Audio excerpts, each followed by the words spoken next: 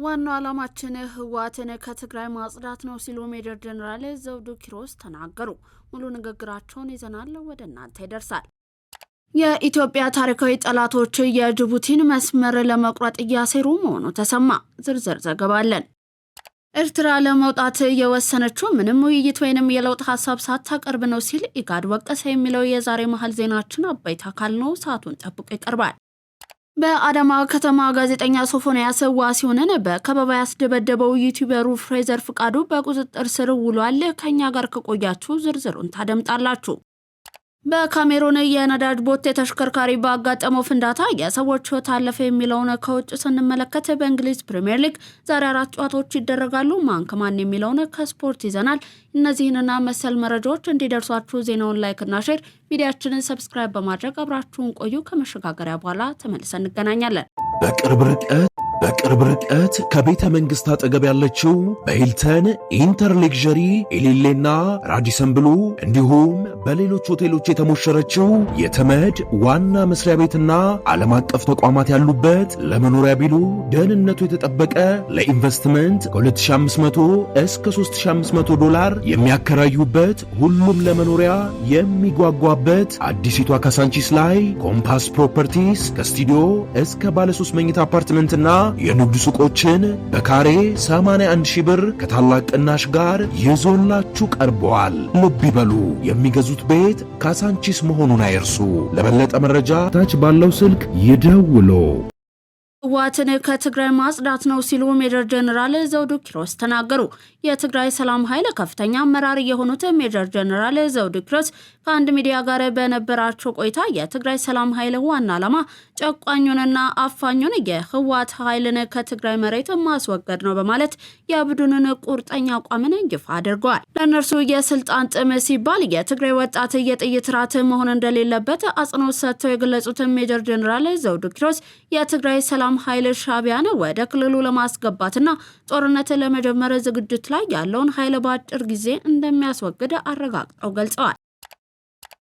ከትላንት ጀምሮ በመቀሌ ከንግድ ባንክ ገንዘብ ተዘርፏል በሚል በተለያዩ የማህበራዊ ሚዲያዎች መረጃ እየተሰራጨ መሆኑን ተከትሎ ምንጮቻችን የሚከተለውን መረጃ ደርሰውናል።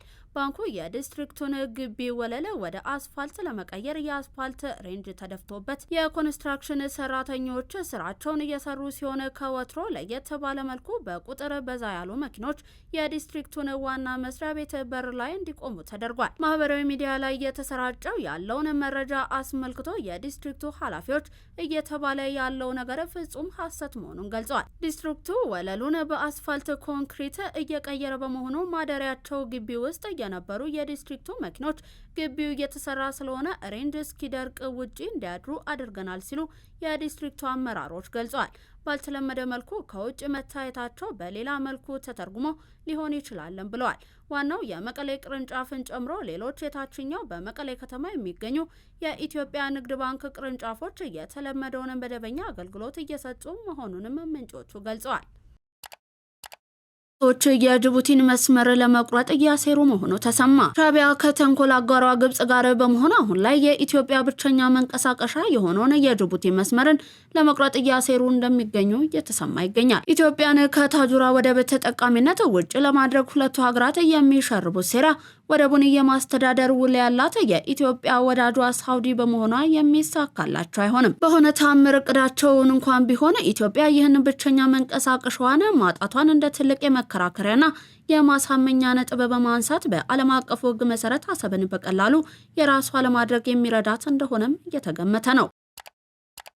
ኤርትራ ለመውጣት የወሰነችው ምንም ውይይት ወይንም የለውጥ ሐሳብ ሳታቀርብ ነው ሲል ኢጋድ ወቀሰ። የልማት በይነ መንግስታት ባለስልጣን ኢጋድ የኤርትራ መንግስት ከድርጅቱ የመውጣት ውሳኔ ያሳለፈችው ተጨባጭ ሐሳቦች ወይንም በአይነተኛ ተቋማዊ ወይንም የፖሊሲ ማሻሻያዎች ዙሪያ ተሳትፎ ሳያቀርብ መሆኑን በማንሳት ቅሬታውን ገልጿል። ኢጋድ ይህንን ውሳኔ በይፋዊ የቃል ማስታወሻ መግባቱንም አረጋግጧል። ሆኖም ግን ሴክሬታሪያቱ ለድርጅቱ የተላከው ማስታወሻ ከማንኛውም ቀደም ያለው ውይይት ውጪ መሆኑን ጠቁሟል። ያለፉትን 2 ዓመታት ኢጋድ እንዳስታወሰው ኤርትራ ለ2 አስርት ዓመታት ያህል በራሷ ፍላጎት አባልነቷን ካገደች በኋላ እንደ አውሮፓውያኑ አቆጣጠር ሰኔ 2023 በተካሄደው 14ኛው የልዩ መሪዎች ጉባኤ ላይ በሁሉም አባል ሀገሮች በሞቃት አቀባበል ወደ ድርጅቱ ተመልሳ ነበር። በዚያን ወቅት መመለሷ ሁሉን አቀፍ የክልላዊ ወንድማማችነትና የታደሰ ትብብር የጋራ ቁርጠኝነትን ማሳያ እንደነበረ ድርጅቱ አስታውሷል። ነገር ግን ኢጋድ ከሰኔ 2023 ጀምሮ ኤርትራ በኢጋድ ስብሰባዎች፣ ፕሮግራሞች ወይንም እንቅስቃሴዎች ላይ አለመሳተፏን በጸጸት ገልጿል። ሴክሬታሪያቱ በዚህ ጊዜ ሁሉ ትዕግስትና በጎ ፈቃድ ሲያሳይ እንደቆየና ለገንቢ ተሳትፎ ክፍት እንደነበርም አስታውቋል። ይህ የተባለው የኤርትራ በይፋ ከኢጋድ አባልነት መውጣቷን ማሳወቋን ተከትሎም ነው።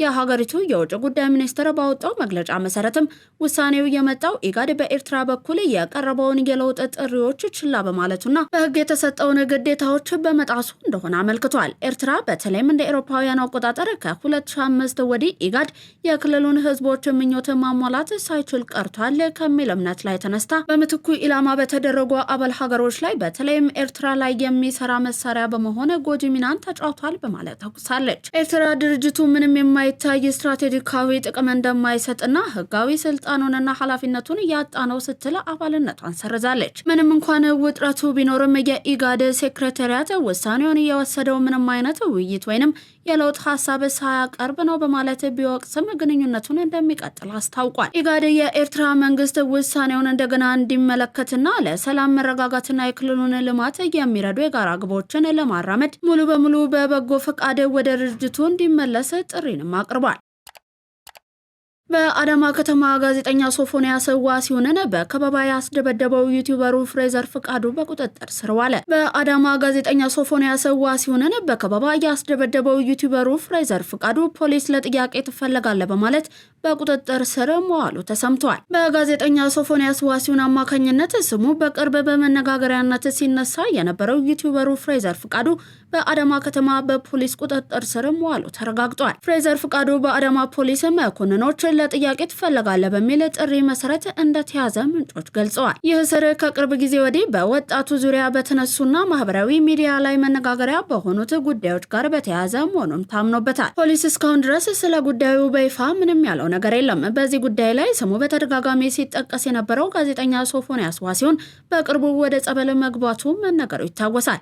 በተያዘው ወጣትና ጉዳዩ እየተጣራ ያለው የህግ ሂደት ዙሪያ ተጨማሪ ዝርዝር መረጃዎች እንደደረሰን የምናደርስ ይሆናል። በታጣቂዎች ታግተው የነበሩት የምዕራብ ሸዋ ዞን አንድ ማየት የተሳናቸው አቃቢ ህግ ተለቀቁ። በኦሮሚያ ክልል ምዕራብ ሸዋ ዞን ኤጀርሳ ለፎ ወረዳ አቃቢ ህግ የነበሩት አቶ ሽብሩ ጉታ መገርሳ ህዳር 29 ቀን 2018 ዓ.ም በታጣቂዎች ታግተው ከቆዩ በኋላ መለቀቃቸውን የዞኑ የአቃቢ ህግ ጽህፈት ቤት አስታውቋል። የምዕራብ ሸዋ ዞን አቃቢ ህግ ጽህፈት ቤት ባወጣው መግለጫ መሰረት አቶ ሽብሩ ጉታ ከትላንት በስቲያ ታህሳስ 2 ቀን ከሰዓት በኋላ 8 ሰዓት አካባቢ በደቡብ ምዕራብ ሸዋ ዞን በወሊሶ ወረዳ አዳሚት ሁሉ በተባለ የገጠር ቀበሌ ውስጥ በአስፋልት መንገድ ዳርቻ ብቻቸውን ተጥለው በማግስቱ ጠዋት ላይ ተገኝተዋል ብሏል። የአቃቢ ህጉ የታገቱት በጫካ በሚንቀሳቀስ የታጠቀ አካል እንደሆነ የገለጸው ጽህፈት ቤቱ ከመታገታቸው በፊት ህመም ላይ እንደነበሩ ጠቅሶ ከተለቀቁ በኋላ በአቅራቢያቸው ወደሚገኝ የጤና ተቋም ተወስደው ሕክምና እየተደረገላቸው መሆኑም ተረጋግጧል። አቶ ሽብሩ ጉታ ታፍነው የተወሰዱት ቤተሰቦቻቸውን አነጋግረው በግል ተሽከርካሪያቸው ወደ ስራቸው በመመለስ ላይ ሳሉ ሲሆን ድርጊቱ የተፈጸመው ህዳር 29 ቀን 2018 ዓ.ም ነበር። በተመሳሳይ ህዳር 17 ቀን 2018 ዓ.ም ከጅማ ከተማ ወደ ነቀምቴ ለስራ በመጓዝ ላይ በነበሩ የኦሮሚያ ክልል አቃቢያነ ህግ ላይ በምስራቅ ወለጋ ዞን ጅማ አርጆ ወረዳ በታጣቂዎች በተፈጸመባቸው ጥቃት አንድ አቃቢ ህግ ሲገደሉ 3ቱ ደግሞ ታግተው መወሰዳቸውን አዲስ ስታንዳርድ ዘግቧል። ታግተው ከነበሩት አቃቢያነ ህጎች መካከል አቶ አለማየሁ መሰለና አቶ ይርጋለም ምትኩ ህዳር 26 ቀን 2018 ዓ.ም በታጣቂዎቹ የኦሮሚያ ነጻነት ግንባር ጦር እንደተለቀቁና ከቤተሰቦቻቸው ጋር እንደተቀላቀሉ የኦሮሚያ ጠቅላይ አቃቢ ህግ ቢሮ መግለጹ ይታወሳል። ኢትዮጵያ የባህር በር ያጣችው በባዳዎችና ባንዳዎች እኩይ ተግባር ነው ሲሉ የቀድሞ የኢትዮጵያ ባህር ኃይል አባል ፒቲ ኦፊሰር ፈረደ ፍትሐ ነገስት ገለጹ። የኢትዮጵያ ባህር ኃይል አባል ፒቲ ኦፊሰር ፈረደ ፍትሐ ነገስት ለጋዜጣ ፕላስ እንደገለጹት ኢትዮጵያ የባህር በር ያጣችው በባዳዎችና ባንዳዎች እኩይ ተግባር ነው ብለዋል። ሉዓላዊ ሀገርን መዝጋት በራሱ በሕግ አግባብነት ተጠያቂ የሚያደርግ በመሆኑ የኢትዮጵያ የባህር በር ጥያቄ ከሕግ አግባብ ውጭ የሚሆንበት አንዳች ምክንያት የለም ብለዋል። ኢትዮጵያ አሰብን ማጣት ያልነበረባት መሆኑን የጠቀሱት አባሉ ያለፈውን መውቀስ ብቻ ሳይሆን ከነበረው ሁኔታ ትምህርት ወስዶ ችግሮችን እያረሙ መሄድ ያስፈልጋል ነው ያሉት። ለተፈጠረው ችግር ከቀድሞ ባህር ኃይሎች ምን ይጠበቃል የሚለውን ምላሽ ለመስጠትም ማህበር ተቋቁሞ እንቅስቃሴ ተጀምሯል ሲሉ ገልጸዋል። አያይዘውም ለ36 ዓመታት በጠንካራ መሰረት ላይ የተገነባ ባህር ኃይልን ማፍረስ በሀገር ላይ የተሰነዘረ ከባድ ጥቃት ነው ሲሉ ገልጸዋል። በአዲስ አበባ የውስጥ ለውስጥ መንገዶች አጥሮች እንዲነሱ ባለስልጣኑ አስጠነቀቀ።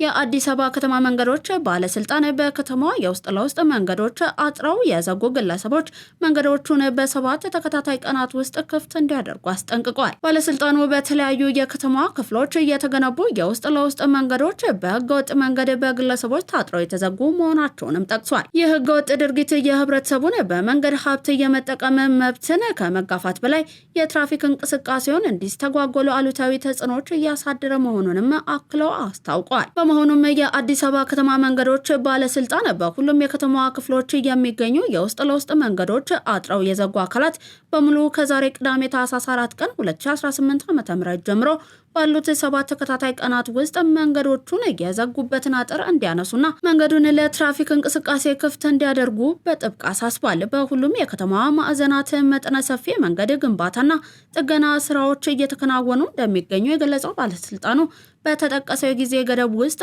አጥር የማያነሱ አካላትን በሕግ ተጠያቂ እንደሚሆኑ ባለስልጣኑ አሳውቋል። ከንቲባ አዳነች አቤቤ ባለ 4 ወለል የማምረቻ ህንፃዎችን በሴፍቲኔት ታቅፈው ለነበሩ ነዋሪዎች አስረከቡ። የአዲስ አበባ ከተማ ከንቲባ አዳነች አቤቤ 4 ባለ 4 ወለል የማምረቻና መሸጫ ህንፃዎችን በሴፍቲኔት ታቅፈው ለነበሩ ነዋሪዎች አስረክበዋል። ከንቲባ አዳነች አቤቤ በዚህ ወቅት እንዳሉት በመዲናዋ እየተተገበሩ ካሉ የዜሮ ግብ ፕሮጀክቶች መካከል አንዱ ተረጂነትና ልመናን ዜሮ ማድረግ ነው ብለዋል። በዚህም በአዲስ አበባ ከተማ አቃቂ ቃሊቲ፣ የካና ቂርቆስ ክፍለ ከተሞች 4 ባለ 4 ወለል የማምረቻና መሸጫ ህንፃዎችን በሴፍቲኔት ታቅፈው ሲሰሩ ለነበሩ ነዋሪዎች አስረክበናል ብለዋል።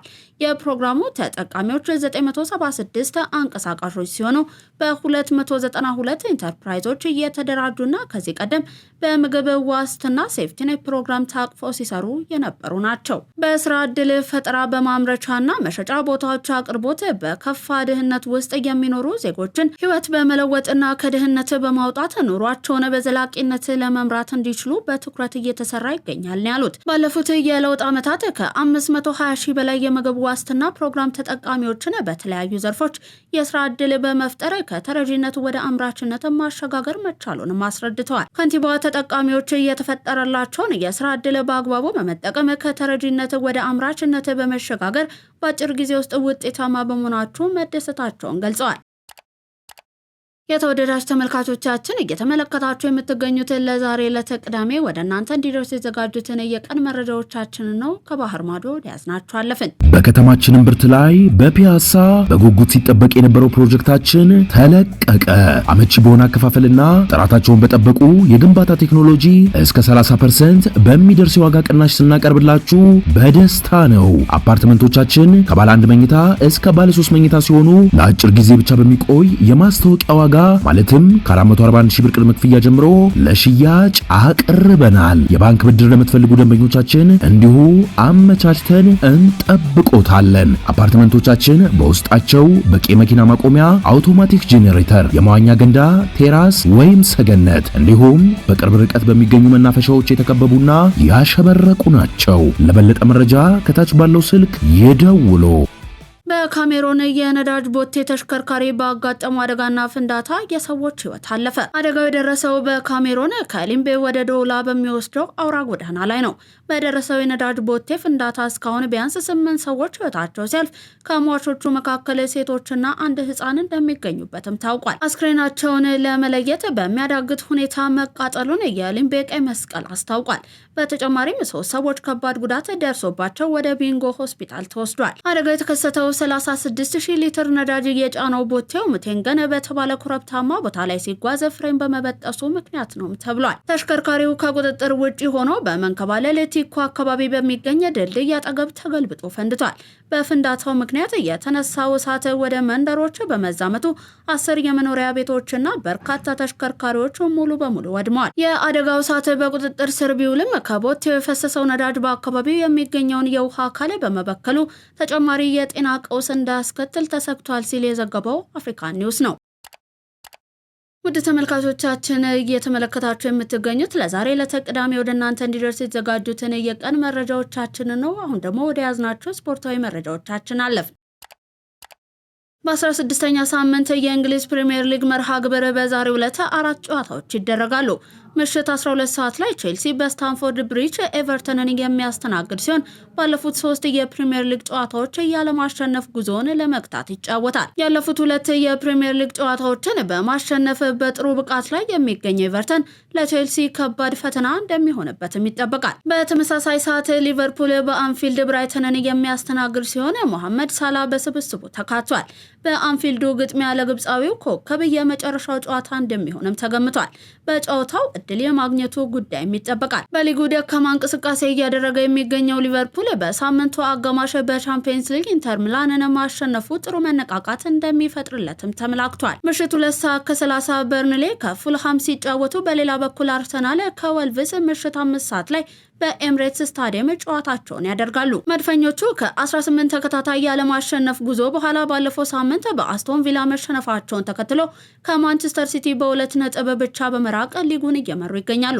አርሰናል ሊጉን በ33 ነጥብ እየመራ ሲሆን ወልቭስ በ2 ነጥብ የመጨረሻ 20ኛ ደረጃ ላይ ተቀምጧል። አርሰናል በውድድር ዓመቱ ባደረጋቸው 15 ጨዋታዎች በ10ሩ ሲያሸንፍ 2 ጊዜ ተሸንፎ በቀሪ 3 ጨዋታዎች አቻ ተለያይቷል። አርሰናል ባከናወናቸው ጨዋታዎች 28 ግቦችን ሲያስቆጥር 9 ግቦችን አስተናግዷል። ተጋጣሚው ወልቭስ በሊጉ እስካሁን ምንም ጨዋታ አላሸነፈም። በዚህም በ13ቱ ሲሸነፍ 2 ጊዜ አቻ ተለያይቷል። ባከናወናቸው 15 ጨዋታዎች 8 ጎሎችን ሲያስቆጥርም 33 ግቦች ተቆጥረውበታል። አርሰናል በ15ኛ ሳምንት በአስቶን ቪላ ከደረሰበት ሽንፈት በኋላ ወደ አሸናፊነት ለመመለስ ይጫወታል። በፕሪሚየር ሊጉ መጥፎ የውድድር ዓመትን እያሳለፈ የሚገኘው ወልቭስ በሊጉ የመጀመሪያ 3 ነጥቡን ለማግኘት ከባድ ፈተና ይጠብቀዋል። አርሰናል ጨዋታውን የማሸነፍ ሰፊ ግምትን ያገኘ ሲሆን ካሸነፈ ከተከታያቸው ማንቸስተር ሲቲ ጋር ያላቸውን የነጥብ ልዩነት ወደ 5 ከፍ ያደርጋሉ። በሊጉ ባደረጓቸው 15 ጨዋታዎች በ13ቱ የተሸነፉት ወልቭሶች 3 ነጥብ ለማግኘት ሲጫወቱ የ38 ዓመቱ ሮበርት ጆንሰን ጨዋታውን በዋና ዳኝነት ይመሩታል። የአርጀንቲናዊው ሊዮኔል ሜሲ ዝግጅት በእንዲህ ያልተጠበቀ ክስተት አጋጠመው። አርጀንቲናዊው የ8 ጊዜ ባሎንዶር አሸናፊ ሊዮኔል ሜሲ በዛሬው ዕለት ወደ ህንድ በማምራት ጉብኝት እያደረገ ይገኛል። ሊዮኔል ሜሲ ከደቂቃዎች በፊት በርካታ አድናቂዎቹ በተገኙበት ስታዲየም ተገኝቶ ንግግርንም አድርጓል። ይሁን እንጂ ደጋፊዎቹ ሊዮኔል ሜሲ በፍጥነት እንዲሄድ በመደረጉና በቅርብ ርቀት ሊያዩት ባለመቻላቸው ከፍተኛ ተቃውሞን አስነስተዋል። ደጋፊዎቹ ስታዲየም ለመግባት $130 እንዲከፍሉ የተጠየቁ ሲሆን ሊዮኔል ሜሲን በ100 ሜትር ርቀት ላይ እንዲመለከቱ መገደዳቸው እንዳላስደሰታቸው ተናግሯል። ይህንንም ተከትሎ ደጋፊዎቹ የስታዲየሙን ወንበሮችና የዝግጅቱን ዕቃዎች አውድመዋል ነው የተባለው። የተወደዳችሁ የመሃል ሚዲያ አድማጭ ተመልካቾቻችን ለዛሬ ለተቅዳሜ ወደ እናንተ እንዲደርሱ ያዘጋጀናቸው ዜናዎች እስካሁን የተመለከታችኋቸውን ይመስሉ ነበር። እነዚህንና መሰል መረጃዎች እንዲደርሷችሁ ዜናዎቻችንን ላይክ፣ ሚዲያችንን ሰብስክራይብ ማድረጋችሁን አትርሱ። አብራችሁን ስለነበራችሁ እናመሰግናለን። ሰናይ ቀንን ተመኘን።